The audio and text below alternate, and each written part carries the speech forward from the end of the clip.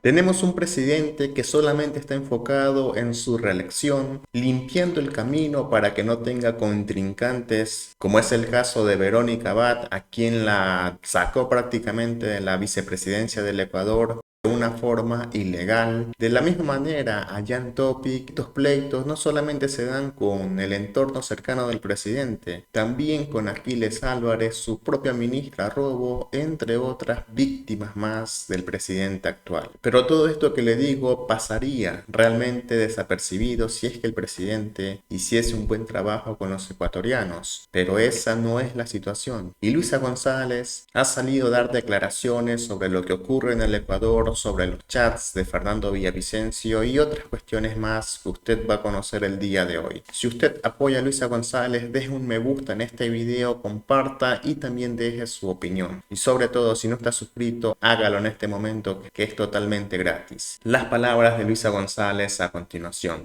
Oiga, y sabe que el día del partido contra Bolivia, ¿no? ¿Cuál cree que va a ser el resultado? Yo le digo 2-0. Me dice, ¿primer gol de quién? De Ener Valencia. Y me dice, no, de Ener no. Le digo, yo le apuesto a Ener, corazón, vamos con todo. Y el primer gol fue de Ener Valencia, ¿no? Y luego, y el segundo dije que iba a ser de Plata, se cumplió. Pero antes de eso, yo apoyo a los equipos de mi Manabí, y estábamos con un amigo que es presidente del Manta Fútbol Club. Y me dice, Luisa, acompáñame a los partidos del Manta cuando son en Quito. Entonces yo le digo, bueno, el Manta estaba jugando en la B, le digo, bueno, te acompaño. Bueno, cada partido del que yo iba ganábamos. y a los chicos, los futbolistas decían, no, traigan a Luisa, traigan a Luisa. Se convirtió en la madrina. Final me convertí en la madrina del Manta Fútbol Club. Y el resultado final fue que estando en la B, ascendió a la A. Ascendió a la A, el Manta Fútbol Club, y ahora mi tri del alma, hemos ganado los 2 partidos. ¡Qué emoción! Y los goles, ojo, para aquellos que me criticaban, Ener Valencia. Pero esta alegría no la vivimos todos, porque no todos tuvimos luz a esa hora del partido. Y entrando en materia precisamente con esta introducción, usted presentó una propuesta para salir de esta crisis energética que a los ecuatorianos nos va a costar un dineral que hasta ahora no se ha podido cuantificar, pues recién se están firmando contratos y demás para la generación de energía permanente y constante. El país ha perdido y está perdiendo mucho, no solamente en el tema económico, sino además que empiezan a aparecer por estas emergencias nuevas afectaciones al comportamiento y a la salud de las personas. A ver, hablemos de la propuesta que presenta al país Luisa González para salir de este momento tan oscuro que vive el país por los apagones. Así es, Jorge, nosotros hemos presentado un plan para despertar ese gigante energético que es Ecuador. Ecuador tiene la capacidad de generar energía incluso para vender, si se cumple con el plan maestro de electricidad, y nosotros hemos presentado el plan Genera. ¿Qué significa el plan Genera? Pues la generación de energía utilizando toda la capacidad que tiene el Ecuador de generar energía desde las hidroeléctricas, eólicas, utilizando la fuerza del viento, fotovoltaica, con la energía solar, entre otras. También termoeléctricas, obviamente, lo que son las energías renovables, limpias, que son amigables con el medio ambiente, ¿no? Como lo mencionaba, eólicas, fotovoltaicas, la nueva estructura e inversión con el apoyo de la empresa privada, haciéndolo en esas alianzas público-privadas, ¿no? La inversión privada es importante dentro de este plan Genera. Una entrega segura con crecimiento económico y cero desperdicios, para eso medidores inteligentes, renovación, transmisión eficiente y transformación digital, modernizar el sistema y acceso para todos, democratizar y generar autonomía energética. Eso es el plan Genera. Ahora, que lo hemos hecho en 3 fases. Todo esto suena bien, pero primero debíamos tener el impacto económico que va a dejar esta crisis energética, porque Genera necesita recursos, y un país sin recursos o un país sobreendeudado, ¿de dónde va a sacar esos recursos? Porque además estamos hablando de dejar de la dependencia de las hidroeléctricas para la renovación de un sistema energético totalmente nuevo, totalmente diferente. Bueno, las cámaras de comercio y de la producción de Ecuador han hecho público su análisis del impacto económico de 2 meses de apagones. 2 meses de apagones que ha significado 7.500 millones de dólares en afectación económica al país. Así es. 7.500 millones de dólares por estos días de apagones. Y se preguntará la gente, que son 7.500 millones de dólares. 7.500 millones de dólares es como si en estos 2 meses hubiéramos construido 300.000 viviendas dignas o 150 hospitales. Eso es lo que significa lo que hemos dejado Lo que estamos perdiendo por los de apagones. hacer con esos 7.500 millones de dólares o lo que se ha afectado en la economía y en riesgo 1.300.000 puestos de empleo. ¿Qué vamos a hacer? Porque ese es el problema, ya lo sabemos, y aumenta la migración, y aumenta la pobreza, y aumenta la violencia. ¿Qué vamos a hacer? Vamos a rehabilitar el sector eléctrico, para lo cual necesitamos un plan, que es el que tenemos aquí, que hemos puesto incluso a disposición del gobierno, que está hecho con medidas a corto, mediano y largo plazo. Vamos con las de corto plazo, que son emergentes. Las de corto plazo, 3 meses, que es lo que tomaría. Lo primero, la institucionalidad, un Estado técnico y bien institucionalizado. Actualmente tenemos un ministerio con un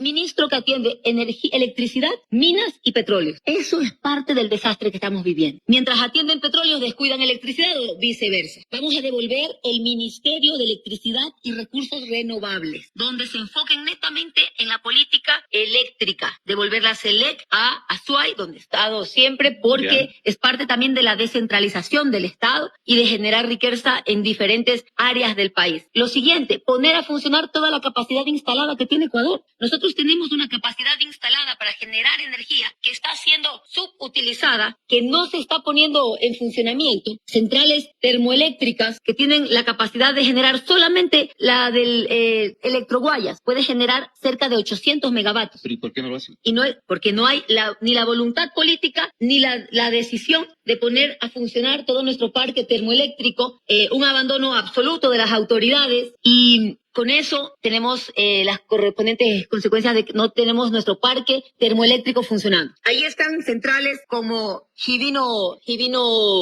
Verde en Sucumbíos, que puede generar 40 megavatios. Ahí tienes Jaramijó, ahí tienes otra central termoeléctrica en Esmeraldas, en Los Ríos, y no se está poniendo a funcionar. No la han arreglado ni reparado. Mantenimiento de su tiempo. Entonces la gran pregunta es ¿quién va a pagar ese costo final? Ya, finalmente, ¿cuánto nos cuesta a nosotros poner a funcionar esos 500 megavatios que no están ahorita mismo funcionando y que hay la capacidad instalada y que no está funcionando porque no hay mantenimiento? Nos costaría aproximadamente 300 millones de dólares. Y muchos estarán preguntándose de dónde salen esos 300 millones de dólares. Y yo les voy a decir, la barcaza que acaban de contratar, que no nos da los 100 megavatios que ofrecieron, esa barcaza nos va a terminar costando al final del periodo cerca de 420 millones de dólares. Mucho más de lo que nos costaría poner a funcionar 500 megavatios en una capacidad que ya está instalada. Lo siguiente, el gobierno dijo que a partir que el día 5 de noviembre entrarían a funcionar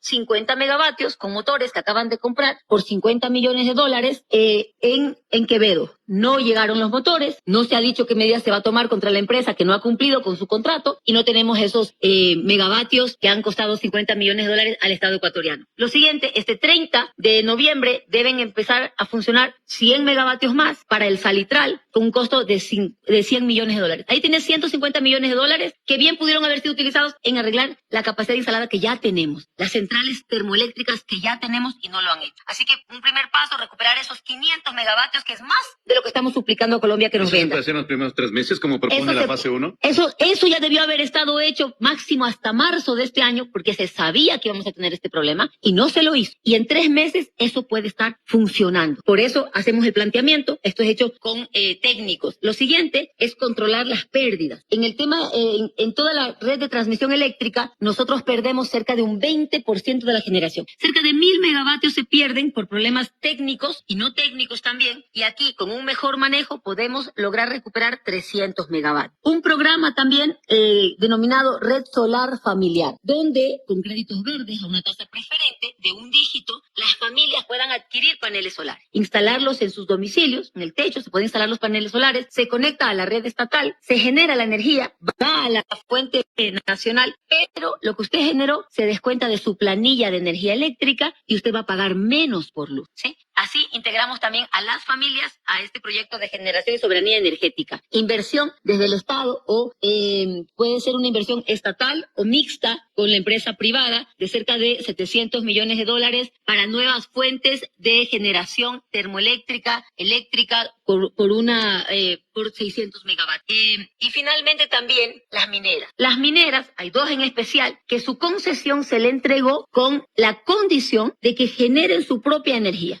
Y resulta que no están generando la energía, que se conectan al sistema nacional, que están consumiendo la energía de las familias prácticamente y pagando un valor preferente. El megavatio tiene un valor aproximado de 15 centavos por kilovatio y están pagando entre 5 y 9 centavos. Es decir, están pagando menos del valor. Esto en una primera fase nos haría ir ya encaminando el desarrollo de este sector, estabilizándolo y devolviendo la energía eléctrica a las familias, a las empresas, a los pequeños comerciantes, a la economía popular y solidaria, a la sencilla vecina que tiene un gabinete de belleza, una panadería, al señor que tiene una vulcanizadora. Aquel que no tiene la capacidad de tener para comprarse una planta que hoy cuesta un ojo de la cara, porque todo ha subido. Pero para esto necesitamos dinero. Y me vuelvo a preguntar, ¿de dónde salen estos primeros recursos? Y Luisa, su equipo técnico, ha cuantificado esta primera fase, ¿cuántos recursos se necesitan? ¿Y de dónde sale? Por supuesto. ¿Por qué la pregunta? ¿Por qué se están haciendo contratos? Así es. Se están haciendo contratos con Colombia, se habla de una serie de cosas. Eso significa recursos que el Estado no tenía presupuestos para este 2024 y que le van a... Pero los tiene, tanto así que son 420 millones de dólares que cuesta la barcaza, que supuestamente iba a dar 100 megavatios. 420 millones de dólares. Si usted invierte, no esos 420, 120 millones menos, 300 millones de dólares, arregla todo lo que son las termoeléctricas que están deterioradas o que faltaba mantenimiento o que por falta de mantenimiento se las dejaron dañar y las pone a funcionar en 3 meses máximo, usted tendría 500 megavatios listos para entrar a funcionar. 420 nos está vendiendo Colombia. Aquí tenemos 500 megavatios, mucho más barato y para ponerlos a funcionar de manera casi inmediata. Luego, para poder invertir en todo esto, una parte sí, son fondos públicos que los hay, porque hay además dinero en reservas internacionales, dinero en subejecución presupuestaria. Este gobierno tenía 60 millones de dólares para dar mantenimiento al sistema energético del país, no los utilizó prácticamente. 60 millones. Tenía 60 millones ya destinados ahí en el bolsillo desde que empezó el gobierno. ¿Y qué hizo? No los usó, si acaso usó 1,5 millones aproximadamente, pero no hizo uso de un recurso que era necesario, no le dio mantenimiento a las termoeléctricas. Esta crisis que estamos viviendo no es por la falta de lluvias, no es por las sequías, es porque hay una crisis inducida también. El gobierno prefirió dejar que se caiga el sistema eléctrico, la producción de energía y no tomar medidas y dar contratos a dedo, contratos que tienen serios vicios de corrupción y esto saldrá a la luz en su momento, que además ya hay denuncias, ya la Asamblea está fiscalizando, ya se han pronunciado de diferentes sectores, tanto el contrato realizado con la barcaza como los contratos realizados para la adquisición de turbinas que al parecer son turbinas recuperadas, arregladas, no son nuevas. Y esto podría haber aquí un tema de peculado, en donde el presidente de la República tendrá que hacerse responsable de las decisiones que ha tomado. Pero luego también hay créditos internacionales a los que nosotros podemos acceder, más allá de la fuente de las alianzas público-privadas, donde la empresa privada pondrá también sus recursos. Tenemos el Banco Europeo de Inversiones, tenemos el Eximbank, tenemos la CAF, la Corporación Andina de Fomento, que tiene líneas de crédito para las redes de distribución eléctrica para el sector acuícola y poblaciones rurales. Ahí hay 200 millones de dólares a los que podemos acceder en la Corporación Andina de Fomento. Esto también es parte de lo que tenemos planificado como fuentes de financiamiento. En la fase, lo de la CAF está en la fase 3, ¿sí? En la fase 2, en la fase 1 es lo que acabo de mencionar, en la fase 2 está el trabajar con los gobiernos locales. Es fundamental el trabajo articulado con los gobiernos locales, basta de persecución, basta de que si un gobierno local no está contigo, tú no le des los recursos, no le des la atención, o más bien los persigas, como vemos que está haciendo actualmente el gobierno, con varios de sus adversarios, entre comillas, políticos, y ese trabajo con los GATS, con alcaldías, prefecturas, va orientado hacia dos cosas. La primera, cambiar el alumbrado público por tecnología solar LED. Ahí ahorraríamos cerca de 200 megavatios, pero también impulsar a que las alcaldías y las prefecturas puedan desarrollar proyectos de generación eléctrica y que ellos puedan cubrir las demandas locales. Esto ya se hace, pero hay que darle un impulso aún más fuerte para la generación de energía desde los gobiernos. gobiernos Pero cambiar locales. todo este sistema demanda también de una inversión. Claro, un ahorro cuando esté efectiva, pero una inversión para hacer todo ese cambio. Por supuesto, ahí tanto alcaldías como prefecturas tendrán que ver cuál es la mejor opción, si tienen los recursos, hacerlo ellos, y si no, buscar también lo que es cooperación internacional, apoyo de bancos como el BEI o en alianzas públicas privadas. La propuesta, mi estimada Luisa, va por fortalecer este sector estratégico, volverle a dar la competencia al Estado de todo el manejo energético del país. El Estado tiene el manejo exclusivo de lo que son sectores estratégicos, de lo que es electricidad, pero la Constitución de la República contempla que esa facultad privativa que le pertenece al Estado, que nos pertenece a todos los ecuatorianos, pueda ser delegada a la empresa privada mediante una figura que consta en la Constitución que se llama función delegada. Entonces tú dices, ok, tengo este proyecto y no tengo los recursos. Ya. Perfecto, empresa privada, hagamos el proyecto. Y pones condiciones que obviamente tienen que ser beneficiosas para el Estado ecuatoriano, cuidando siempre los recursos y el patrimonio de todos los ecuatorianos. Así que a través de esta figura entra la participación de la empresa privada y, por ejemplo, ¿en qué se tiene contemplado que entre la empresa privada? En los proyectos fotovoltaicos, que planificamos tener cerca de 300 megavatios allí, generación eólica alrededor de 200 megavatios, pero también hay un tema adicional, los mecheros en la Amazonía. Esos mecheros que para los que no están muy familiarizados con lo que son los mecheros, no sé si han visto esos tubos muy altos donde se quema, ven una llama muy grande. El gas que sale. Ahí se está quemando gas, ¿no? Ese gas que se quema es energía que se desperdicia, pero además contamina el medio ambiente y afecta la salud de las poblaciones cercanas. ¿Qué vamos a hacer con esos mecheros que además la Corte Constitucional ordenó apagarlos? Bueno, vamos a utilizar esa energía para generar energía eléctrica, siendo redundante, y que las petroleras que están allí puedan tener soberanía energética y no consumir de la red nacional estatal. Cerca de 100 megavatios podemos tener allí que se están desperdiciando porque se quema ese gas, ¿no? Recuperar también los motores, ¿no? Recuperar centrales como Termogas, que tiene una central que fue planificada para 300 megavatios y que actualmente no está generando toda su capacidad. Allí vamos a incrementar en 110 megavatios más y obviamente medidores inteligentes para que no haya desperdicio y que las familias paguen el precio justo. Esto sería en un plazo ya de 3 a 9 meses. Esto es a mediano plazo. Algo que hemos visto que esta emergencia eléctrica nos ha hecho es descubrir a los ecuatorianos un montón de proyectos no hidroeléctricos, sino térmicos que están en el Ecuador, pero que han estado, no sé si abandonados, lo he dicho hoy en mi invitada, no se les da el mantenimiento correcto, pero nos sigue pasando una factura muy, muy cara y muy poderosa. ¿La estabilidad jurídica va a ser fundamental? Por supuesto, siempre es fundamental tener estabilidad jurídica, más que nada, que se cumpla la ley, simple como que se cumpla la ley. Mire que Solo necesitamos inversión, si no. ¿Qué acaba de ocurrir en Azuay? En Cuenca se da la Cumbre Iberoamericana de Naciones. Se han realizado, desde el inicio de estas cumbres, se han realizado un total de 29 cumbres. Por primera vez en la historia le toca al Ecuador. Y durante estas 29 cumbres, era la oportunidad histórica para que el Ecuador se ponga en la vista del mundo, como un país megadiverso de los 4 mundos, porque tenemos aquí sierra, costa, Amazonía, región insular, y todo en un país tan compacto y pequeñito. En 4 horas tú estás en costa, en 4 horas tú estás en Amazonía,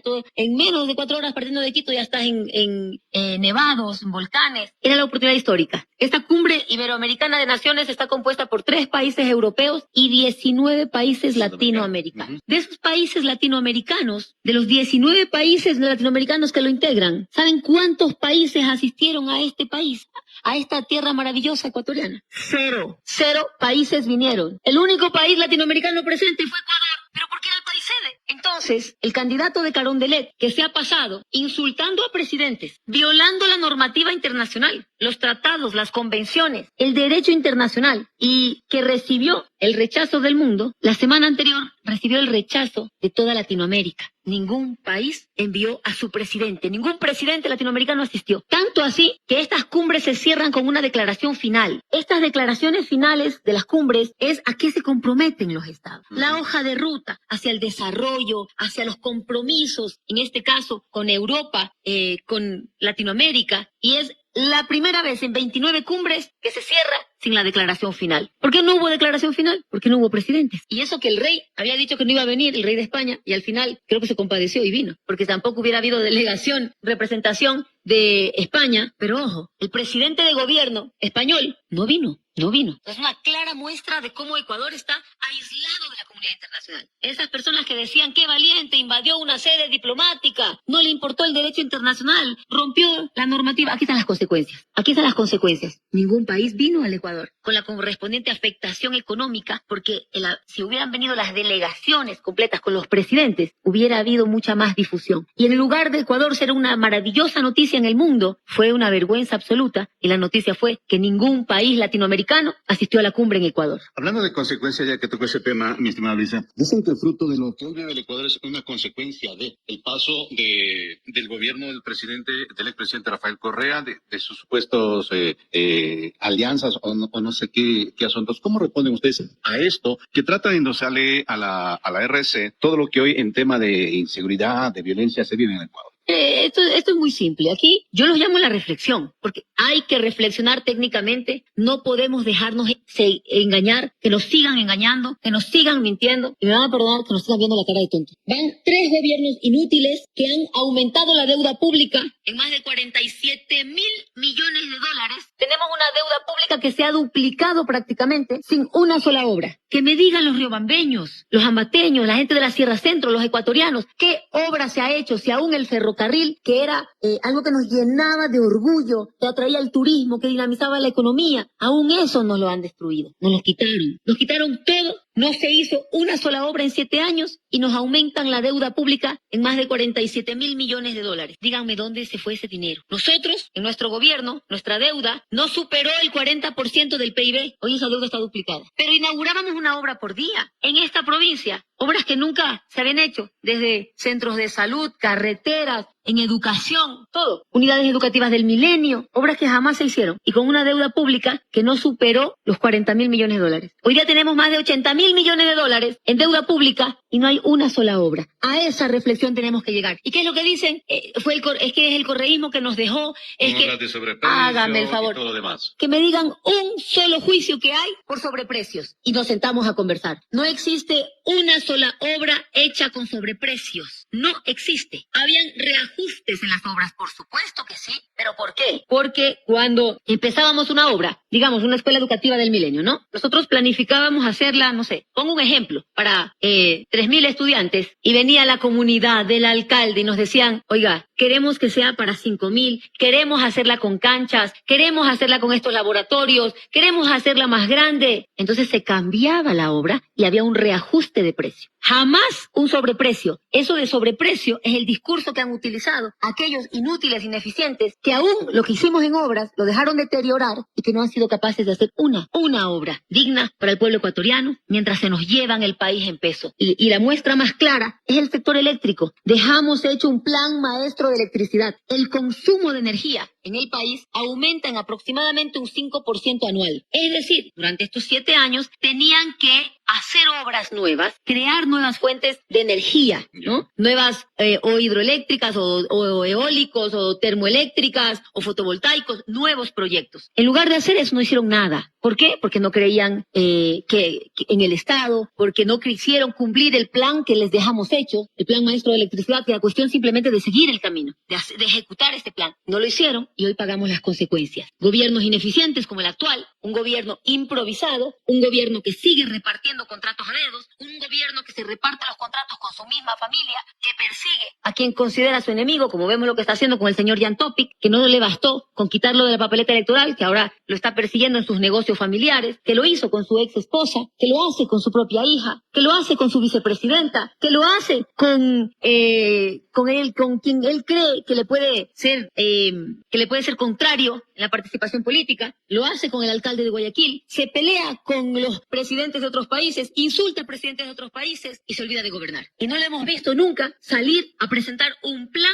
de electricidad y que nos diga a los ecuatorianos, en un mes va a pasar esto, en 3 meses va a pasar esto, en 5, en 6, en 10 vamos a tener solucionado el problema. Y por eso es que nosotros nos vemos en la obligación de presentar este plan, el plan Genera, plan de electricidad con plazos para devolver la luz a los hogares. Estimada Luisa, y cerrando este espacio y gracias por su visita a nuestro medio de comunicación, la agenda de hoy. De lo que se conoce, Verónica Abad va a llegar el día de hoy al Ecuador. En caso de ser así, amigo, recuerde que aquí va a conocer los primeros detalles de sus declaraciones. Saludos.